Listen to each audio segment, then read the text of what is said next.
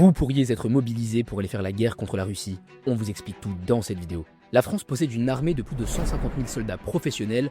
En cas de conflit, ils seraient les premiers à être envoyés sur place. Mais il est probable que ça ne suffise pas dans un conflit à haute intensité.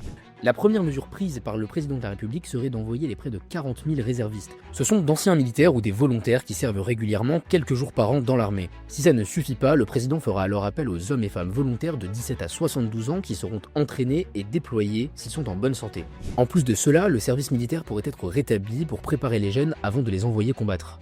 En parallèle, certains prisonniers condamnés pourraient se voir offrir une remise de peine en échange de leur service. Si cela ne suffisait toujours pas, le président pourrait faire appel à certaines catégories de personnes comme les chômeurs, les célibataires ou tous ceux ayant de l'expérience militaire. En dernier recours, c'est toute une classe d'âge qui pourrait être concernée. Par exemple, comme en 1939, tous les hommes ayant entre 18 et 45 ans pourraient être envoyés combattre.